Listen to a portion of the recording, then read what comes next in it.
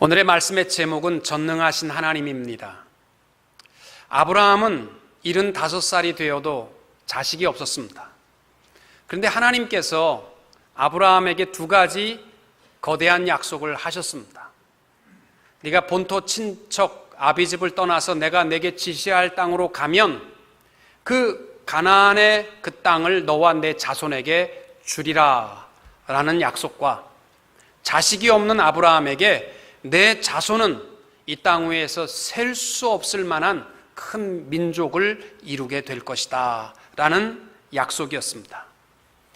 이 약속이 있은 지 10년이 지나도 하나님은 너무나도 잠잠히 계셨습니다. 임신할 만한 기미조차 보이지 않았습니다.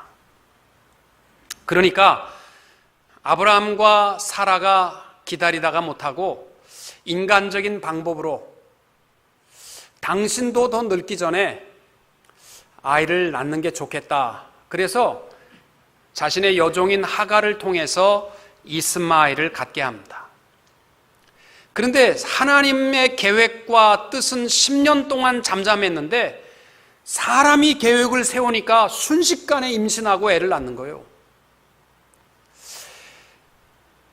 아마도 아브라함과 사라는 순간적으로 좋았는지는 모르지만 인간의 계획대로 이루어진 일은 그 시간 이후로 아브라함 집안이 편할 날이 없었고 지금까지 모든 자손들이 고통 속에 전쟁하고 싸우고 서로 죽이는 고통을 담당해야만 했습니다. 늘 제가 얘기하지만 우리의 인생에 있어서 힘겹고 어려운 고난의 길이라고 두려워하지 마십시오. 쉬운 길이라고 이기는 법은 승리하는 길은 아니고 성공의 길이 아닙니다. 힘들고 어려울지라도 하나님의 뜻을 따라 살아가야 할 줄로 믿습니다. 아브라함이 86살 때 이스마엘을 낳고 나서 이것이야말로 하나님의 축복의 자녀라고 생각을 했습니다. 그리고 아마 부부간에는 우리가 잘했다. 그리고 13년 동안 99세가 될 동안 하나님이 얼굴도 보여주지 아니하시고 말씀도 없었거든요. 그러니까 점점 늙어가는 아브라함은 잘하긴 잘했다. 이게 아마 이스마엘이 축복의 씨앗인 모양이다. 그렇게 생각을 하고 보통 유대인들은 13세가 되면 머리에다가 빵똥모자를 하나 씌우면서 성인으로 인정을 해주거든요. 그러니까 아브라함이 이스마엘에게 성인식을 얼마나 하나밖에 없는 86에 낳았으니 얼마나 귀하겠어요.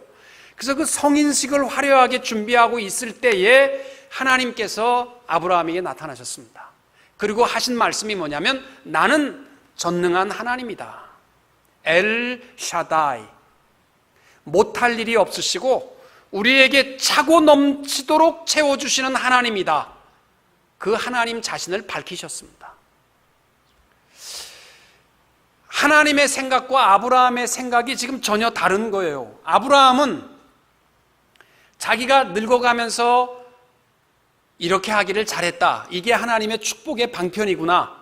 그리고 점점 아이 낳을 가능성이 없는 속에서 위로하고 있을 때 하나님은 지금이 내가 역사할 시간이다라는 것을 보여주는 거예요.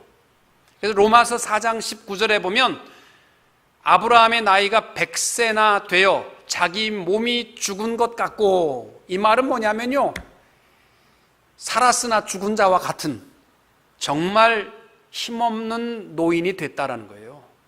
살아도 태가 죽은 것 같아서 경수가 다 끊어져 있는 그 상태가 하나님 엘 샤다이, 못하실 일이 없는 전능하신 하나님이심을 아브라함에게 선포하시는 것입니다. 때때로 우리들도 아브라함과 같이 우리로서는 포기해야 하는 그 시간이 하나님 편에서는 전능하신 하나님을 보여야 할 시간인 줄로 믿습니다. 그래서 하나님께서 우리와 함께 하실 때에 내 생각에는 도저히 이것은 불가능하다, 100% 이것은 안 된다, 이렇게 생각되시거들랑 그 시간은 전능하신 하나님을 의지하십시오. 하나님께서 열어주시고 인도하시고 축복하여 주실 줄로 믿습니다. 우리 하나님께서 아브라함에게 다 포기하고 이제는 나는 다 늙었다, 살았으나 죽은 자 같은 모습을 가지고 살아갈 때에 아브라함에게 나타나신 하나님은 나는 전능한 하나님이다, 그렇게 하고 나서 2절부터 계속해서 반복해서 하시는 말씀이 뭐냐면 내가 하마. 아브라함에게 그 얘기 하시는 거예요. 2절에 보시면 내가 너를 크게 번성하게 하리라. 5절에 내가 너를 여러 민족의 아버지가 되게 할 것이다. 6절에 내가 내게서 민족들이 나오게 하며 왕들이 내게서부터 나오게 하리라.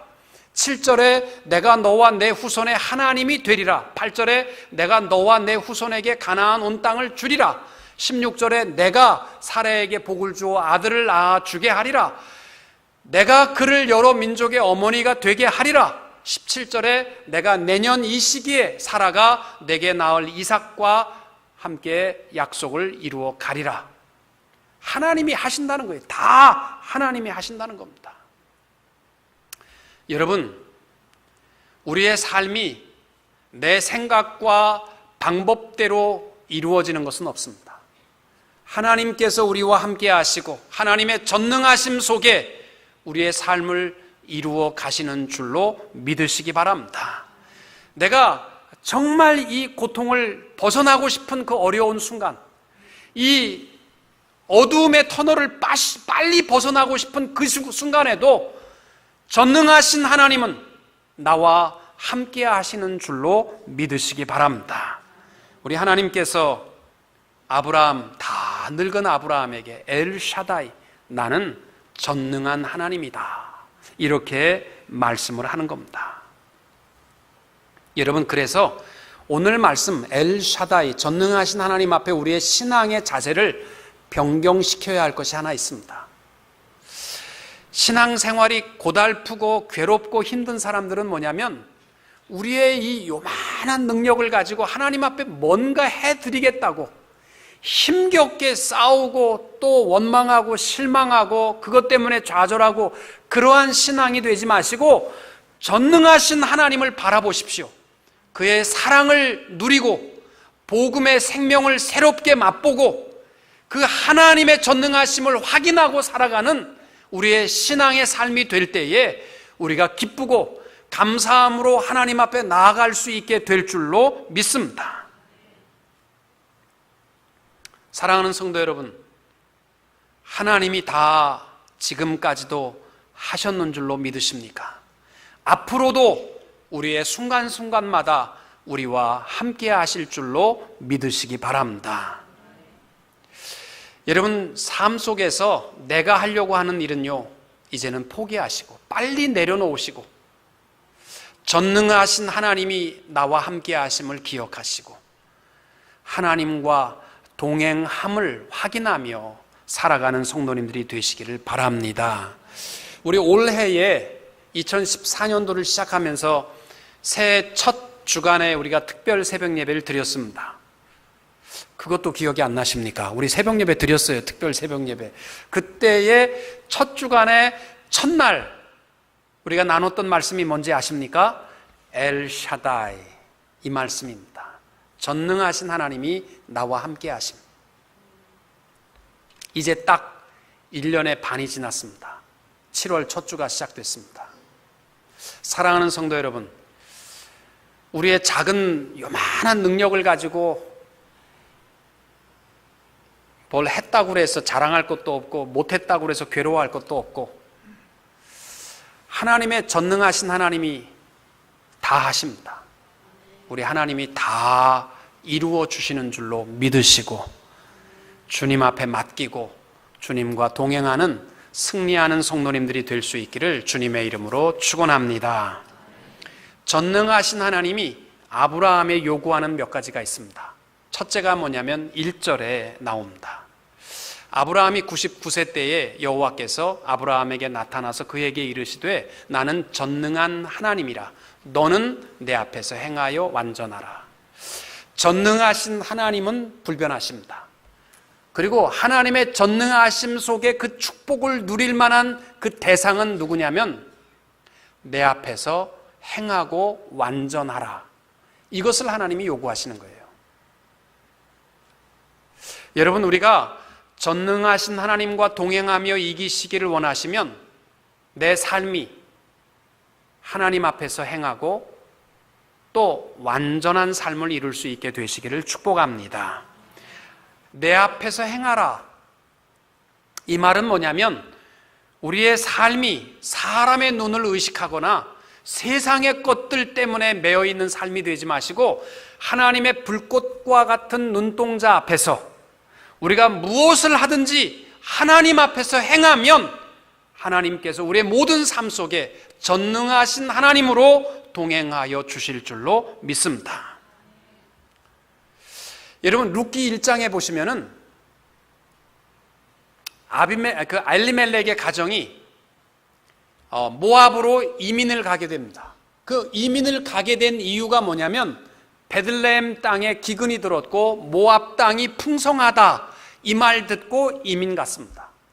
근데 모압 땅에서 엘리멜렉도 죽고 말론과 기럨 두 아들도 죽고 나오미가 과부가 되어서 다시 베들레헴으로 돌아올 때에 베들레헴으로 돌아오는 이유를 이렇게 말합니다. 6절에 그 여인이 모압 지방에서 여호와께서 자기 백성을 돌보시사 그들에게 양식을 주셨다 함을 듣고 이에 두 며느리와 함께 일어나 모압 지방에서 돌아오려 하였다. 사람의 눈으로 보면요 똑같은 것 같아요. 모압으로 이민 간 것도 고기 풍성하니까 갔고, 나오미가 베들레헴 땅이 풍성하니까 돌아오는 것 같이 보일지는 모르지만 의미는 다른 거예요. 하나는 풍성함을 따라 모압 땅으로 갔지만 나오미가 돌아올 때에는 하나님께서 그 백성을 돌보시고 하나님께서 그 백성을 풍성하게 하셨다 함을 듣고 왔다는 거예요. 그러니까 누구를 보고 온 거냐면 하나님 보고 온 겁니다. 우리가 무엇을 하든지 간에 풍성함을 보고 따라가는 인생이 되지 말고 그 가운데 역사하는 하나님을 보고 행하라. 그래야 하면 전능하신 하나님이심을 우리의 삶 속에 확인하며 살아갈 수 있게 될 줄로 믿습니다. 종교 개혁자인 존 켈빈의 인생의 좌우명, 평생의 좌우명이 있었다면 그것은 코람데오라는 것입니다. 하나님의 불꽃과 같은 눈동자 앞에서 행하는 겁니다. 무엇을 하든지 하나님의 계심을 기억하고 행하는 겁니다. 사람들의 눈이나 명예에 눈을 두지 않는 겁니다. 하나님의 선하신 뜻을 따라 살아가는 삶. 그 가운데에서 종교 개혁자들이 깃발을 들고 외쳤던 5가지 핵심 주제가 바로 이 코람데오에서 나온 거예요. 솔라 스크립투라, 오직 하나님의 말씀으로. 솔라 피데, 오직 믿음으로. 솔라 그라티아, 오직 은혜로. 솔라 크리스토스, 오직 그리스도로. 솔리 데오 글로리아, 오직 하나님께 영광. 이 5가지는요 사실은 그 중심은요 코람데오입니다. 하나님 앞에서 행할 때에 전능하신 하나님이심을 확인할 수 있게 될 줄로 믿습니다. 또 하나는 완전하라라는 말이잖아요. 내 앞에서 행하여 완전하라. 이 완전하라라는 말은 완벽하게 살라, 그 뜻이 아닙니다. 영어 성경에는 뭐라고 번역했냐면 blameless, 비난받지 않도록 하라, 이 말입니다. 모든 사람 앞에 비난받지 않도록 하라. 여러분, 우리는 사실 너무나 쉽게 정죄하고 비난할 때가 많습니다. 습관적으로 할 때가 많아요. 이 식당에 가서 가만히 앉아서 저도 옆 테이블 무슨 얘기 하나 들어보면요 되게 목사님들 많이 비난받습니다. 여러분들은 그렇게 안 할 줄로 믿습니다. 이 사실 비난은요, 제가 이렇게 살아가다 보니까 비난을 받는 사람보다 한 10배는 나쁜 사람들이 비난하는 사람들이에요. 그러니까 여러분 교회 안에서도요 절대 비난받는 사람들을 멀리하려고 하지 말고 비난하는 사람은 멀리하십시오. 이건 성경적입니다. 지혜롭게 승리하는 비결입니다. 또 저도 그래요. 교회 일을 하다가 보면요, 비난을 받을 수도 있어요. 비난에 있고 없음보다 더 중요한 것이 있다면 하나님의 영광을 가려주지 않는 내 삶의 자세입니다. 그리고 비난 중에 다른 거 보지 마시고 내가 꼭 하나님 앞에 잘못된 것은 없나 이거 살펴보시면 되는 거예요. 뭐 비난 때문에 잠 못 자고 괴로워하지 마시고. 저는요, 목회를 오래, 지금 제가 담임 목회를 25년 정도 이렇게 해왔는데, 뭐 비난에 대해서 처음에 제가 목사가 됐을 때는 누가 비난하면 막 가슴이 아프고 막 당장에 쫓아가서 멱살이라도 잡고 싶고 그랬는데요, 지금은요 제가 도사가 됐습니다. 뭐라고 그래도요 잠 잘 잡니다. 그리고 나서 그거로 끝나는 게 아니라 너 짖어라 이 말이 아니고 하나님 앞에서 내만 깨끗하면 되는 거예요. 하나님 앞에서 떳떳하면 되는 거예요. 여러분, 제가 괜히 다윗이라고 데이빗이라고 부른 거 아니에요. 다윗이 그랬거든요. 성경에 보면 다윗이 왕궁에서 쫓겨나서 하루아침에 도망자로 갈 때 시므이라는 사람이 나와서 얼마나 다윗을 저주하고 욕하는지 몰라요. 이 피 흘린 나쁜 놈아. 그리고 막 욕을 퍼부니까 신하들이 옆에 가다 말고 칼을 빼들고 말씀만 하면 저놈 가서 모가지 당장 잘라갖고 오겠다. 그랬을 때 다윗이 한 말이 있어요. 저가 저주하는 것은 여호와께서 다윗을 저주하라 하심이니 내가 어찌 그리하였느냐 할 자가 누구냐. 내버려 둬라. 그래서 저도 데이빗이라고 이름 짓고 저도 그렇게 합니다. 뭐라고 짖어라. 나는 하나님 앞에서 내가 떳떳하면 되는 겁니다. 하나님 앞에 정직하고 블레임 없도록 살아가면요, 전능하신 하나님이 나와 함께 하심을 맛보아 알게 될 줄로 믿습니다. 또 전능하신 하나님께서 아브라함에게 요구하는 것이 있습니다. 이름 바꾸라는 거예요.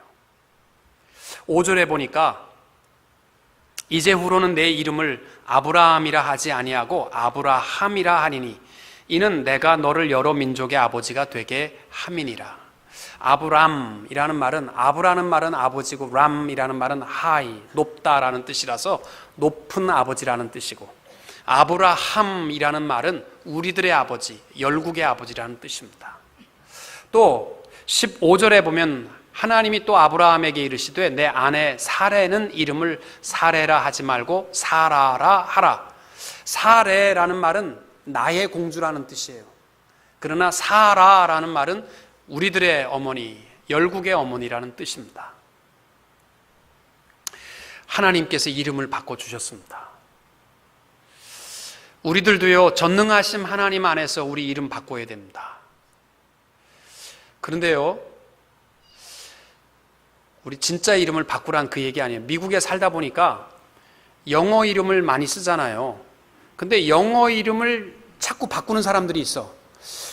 한 1년 전에 나를 만났을 때는 분명히 스테반이라고 그랬는데 1년 후에 만났는데 갑자기 폴이 됐더라고. 이런 사람은 조심하셔야 될 사람들입니다. 이건요, 돈 떼어먹고 온 사람 아니면은 뒤가 구린 사람들이에요. 이름 자꾸 바꾸는 거 이상한 사람들입니다. 또 어떤 사람들은요, 사업도 안 되고 뭐도 안 되고 다 안 되다 보니까 장명소에 가서 그 없는 돈 갖다 주고서 무슨 명품 이름이라고, 요새 다 광고가 다 그렇대. 명품 이름을 드립니다. 그래서 뭐 이름을 바꾸면 인생이 잘 펼칠 줄로 생각하지만 그건 절대 안 그렇습니다. 하나님께서 이름을 바꿔주셨다라는 중요한 의미가 있어요. 그것은 뭐냐면 하나님이 바꾸어주신 거예요. 아브라함을 아브라함이라 하나님이 바꾸어주셨다는 말은 더 중요한 의미가 뭐냐면 이름 석자의 변경이 중요한 게 아니라 바꿔주시는 소유자가 분명하다라는 것을 확인시켜 주시는 겁니다. 우리의 이름을 어떻게 바꿔야 되느냐? 바꿔야 되는데 권영국이가 무슨 권한국으로 바뀌는 게 아니라 하나님의 권영국으로 바꾸어져야 한다는 말씀입니다. 여러분 인생에 있어서 내 인생을 내가 책임지는 권영국이 되지 마시고 하나님의 소유물이 된 권영국이 되시면 하나님이 역사하시고 전능하신 하나님의 능력을 이루어가게 될 줄로 믿습니다.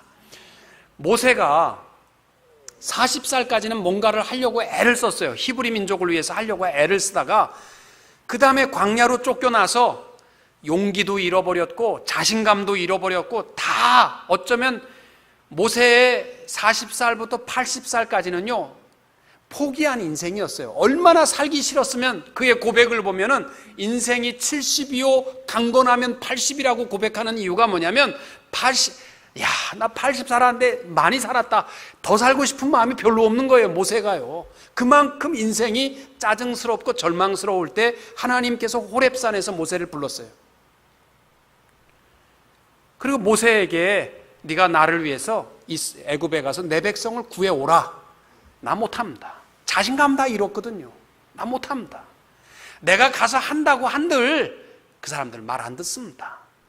그리고 나는 입이 뻣뻣해서 말주변도 없는 사람입니다. 나 못합니다. 늙었습니다. 하도 거절을 하니까 하나님께서 확인시켜 주는 게 있어요. 너 손에 들린 게 뭐니? 그랬더니 지팡이 들었습니다.